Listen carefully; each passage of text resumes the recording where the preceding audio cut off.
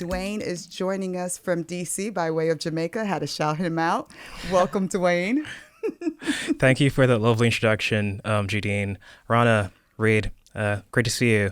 My question is, as Samelogic has evolved from leveraging AI and emotional facial and vocal recognition to a more text-focused, privacy-centric approach for product research, we've navigated the complex interplay between technological innovation and ethical responsibility.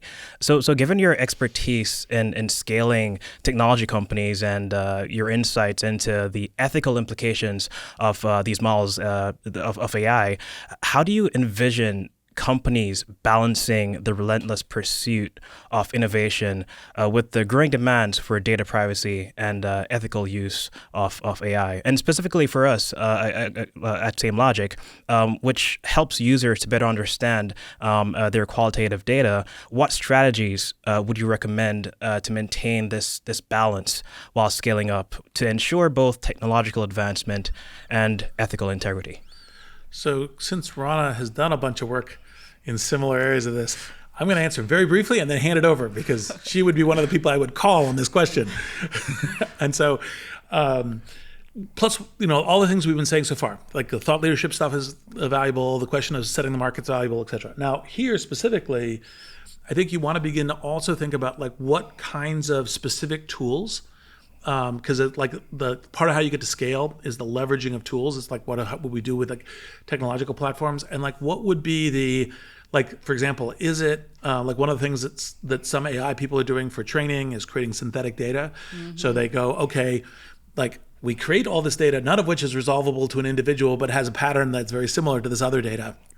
And so there's no PII reflection, as an example, as a tool for doing this. So which tools would be most relevant to you in terms of the data analysis and kind of making that qualitative data analysis work, and things like emotion and people interacting, all of which Rana is one of the world experts at. And so with that, I'm going to toss over the mic. Okay. Yeah, I could really empathize with you, Dwayne, on this question. Because I do think there's a sort of, especially as a young startup, there's a tension between innovation and and cranking product out and getting product out the door, and adding new features with like doing the right thing. And Reid and I have talked about this before on Masters of Scale. The chief executive officer should also be the chief ethics officer. And I think if the message from the top, from the leadership team, is that we are going to do the right thing, we are going to implement these knobs across the entire machine learning pipeline to ensure that we are not building accidental bias into these algorithms, or that we are actually like really interrogating our data to make sure that we're correctly sampling this data set. I think that's so important. So one thing we did at Affectiva before we got acquired when I was CEO, I actually tied the bonus program for all my executive team to not just driving revenue, but also implementing ethics across the entire organization. And so now all of a sudden, even our chief marketing officer, right, her bonus was tied to ensuring that we're institutionalizing kind of our ethical values within the organization. So I'd encourage you to do something kind of related to that. I don't know, Reid, if you would agree. No, I definitely think it's a good thing to do. The other thing I think I would, kind of as an approach, one of the things that too often is people are saying, let me tell you all the things that you might not like here as part of trying to build a user consent.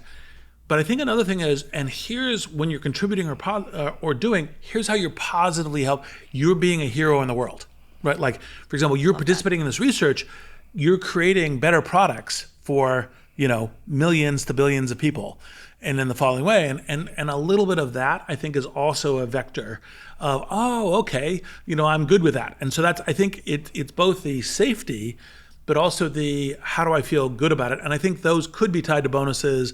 I mean, it certainly should be tied to clarity of internal discourse. Part of the reason why we have mission and all the rest as part of this.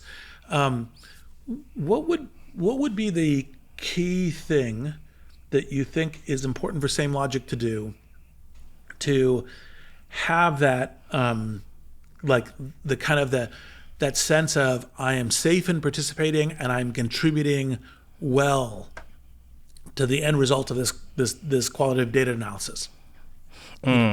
Clarity is very important, and using not a lot of jargon, just using very simple terms to make sure that everyone who signs up for anything understands what they're getting into. Yes, just clarity across the board, and just making things simple, even though that's hard sometimes, but like simplifying and doing that across the board. Yep, I agree. I love that.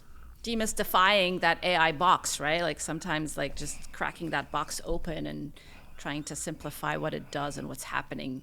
Yeah, that can be helpful too. Perfect. Thank you, Dwayne. Thank you. Thank you. Good luck. Thank you both. This is Masters of Scale. A-I-N-G